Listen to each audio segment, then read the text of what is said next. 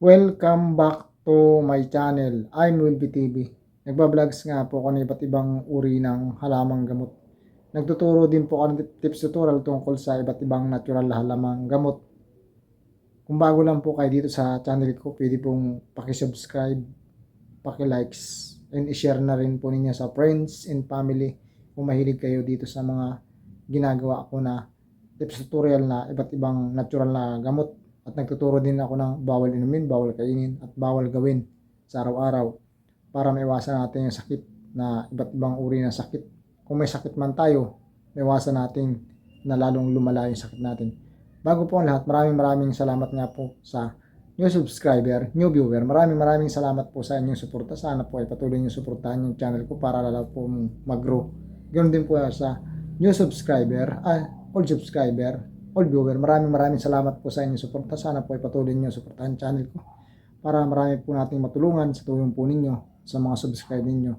Marami pong makakita nung ginagawa kong tips tutorial and vlogs ng iba't ibang natural na halamang gamot. At ngayon po itong tips tutorial ko sa mga nanay na nagbubuntis, sa mga babae na bagong buntis o pregnants. Mga bawal po ninyong kainin, bawal inumin, bawal gawin sa araw-araw yung mga habit ninyo. Ito po. Tips number 1. Kung ikaw ay nasa bigasan, nagtatrabaho o grocery, siyempre marami diyang mabigat kagaya ng bigas, mga buting mantika, soft drinks, huwag kayong magbuhat niyan kasi buntis kayo. Kapag dinugo kayo, kabubuhat ninyo, maagasan kayo, mawawala ang baby ninyo. Iwasan ninyong magbuhat na mabigat kung kayo ay buntis. Kung may kasama kayong lalaki dyan, ipabuhat na lang ninyo yan sa kanila. Tips number 2, bawal sa buntis, nanay o first pregnant. Ito ha, makinig po kayong mabuti.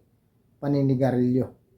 Bawal na bawal pong manigarilyo kapag ikaw ay buntis. Kung ikaw ay naninigarilyo, hindi mo mapigilan, pigilan ninyo ang paninigarilyo.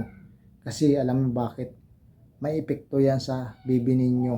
Magiging abnormal yan o malnourished kapag lumabas yan. Hindi healthy yung baby ninyo kapag buntis kayo, naninigarilyo kayo. Yan po yung tips number 2. Tips number 3, bawal sa buntis na inumin yung alak. Alam mo yung alak? Kahit anong uri ng alak, red wine, white wine, or beer, bawal po sa inyo kapag kayo ay buntis kasi may epektuhan yung baby ninyo kapag uminom kayo ng alak, lalo na kung unlimited. Magiging malnourished yung baby ninyan o abnormal paglabas. Iwasan po ang pag-inom kapag ikaw ay buntis. Yan po yung tips number 3. Tips number 4, bawal pa rin inumin ng nanay yung kagaya ng mga halaman na herbal na hindi ninyo alam. Yung halaman na may mga halaman na herbal o natural na gamot na bawal inumin ng buntis. Ito po ha. Kung kayo nagpapagamot sa albularyo, iwasan ninyo yung kapag kayo pinainom ng makabuhay. Ang makabuhay po ay bagin o vine. Ang makabuhay ay mga kahinlalaki ng paa ninyo. Kahit ilagay ninyo sa CR, nabubuhay siya. Kaya tinawag siya makabuhay. Kahit walang lupa, malamig lang yung lugar, nabubuhay siya, dumadahon. Kaya tinawag na makabuhay.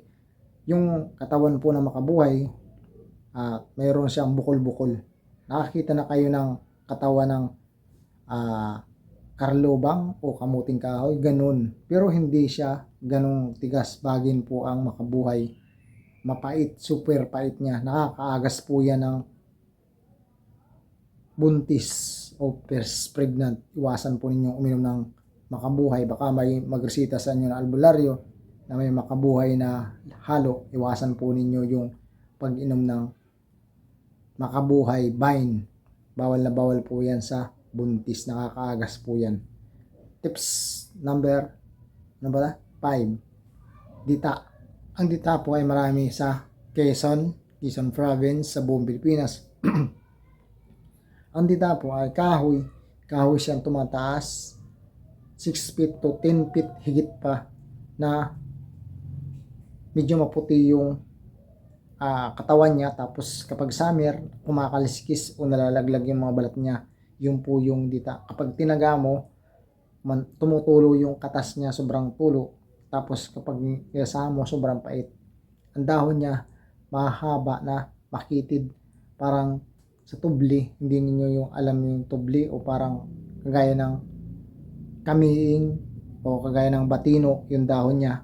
Ipagtanong lang po ninyo sa mga matatanda kung ano po yung dita. Baka resetahan kayo ng albularyo na may kasamang dita. Wag na wag po ninyong inumin yan kapag may dita na kahoy kasi maaagas kayo o maaborsyon o malalaglag yung baby ninyo kapag may dita.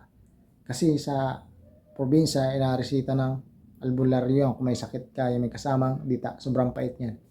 Yan po yung tips number 5. Bawal na inumin ng nagdadalang tao o first pregnant. Tips number 6. Ito pa rin yung bawal inumin ng buntis. Sa albularyo pa rin ito. Kapag pinainom kayo ng may kugon, ugat ng kugon, din yung makahiya, bulak, tapos yung kasama nga yung makabuhay, wag na wag po ninyong iinumin yan. Kasi alam nyo bakit?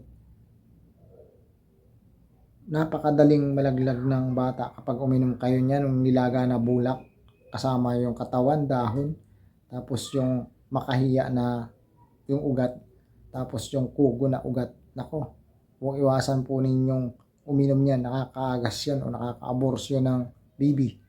Yan po yung tips number 6. Tips number 7, bawal sa buntis yung bigyan mo ng problema. Halimbawa, may problema ka sa bahay niya, problema ka sa asawa mo, inom ng inom. Pagdating niya, magwawala. Then, siyempre, sasama yung loob ng buntis. Tapos, may epekto po yan sa bata kapag lumabas siya, kapag inaaway mo yung buntis na asawa mo, etc. o kasama mo sa bahay na buntis. May epekto yan.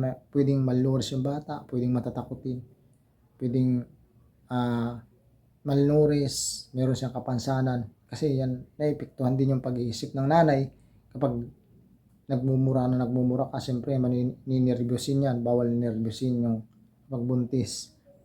Bawal nervyusin, bawal ka magmumura sa harapan nun. Bawal bigyan mo ng problema. May stress yan yung bata. May stress din sa loob. Paglabas nga niyan, yung iba may kapansanan, yung iba matatakutin, yung iba may nervyos, yung iba etc. May sakit sa puso. Dahil nung nagbubuntis siya, iba't ibang stress ng kinaharap ng nanay niya. Yan po yung tips number 7. Mula po sa una, sana po nasundan ninyo. Kung hindi niyo nasundan, i-review lang ninyo itong videos na ito para sa mga nanay, yung tips ko po na yan, kahit doktor po, yung iba, pinagbabawal din ng doktor yung sinasabi ko na gawin ng nanay. Maraming salamat po sa inyong suporta. Sana po nakatulong ako sa inyong mga problema, lalo na sa mga nanay na pregnant o first pregnant na naintindihan ninyo yung sinasabi ko ng pag-tutorial. I'm Wilby TV. Bye-bye. Maraming salamat po sa inyong lahat ulit.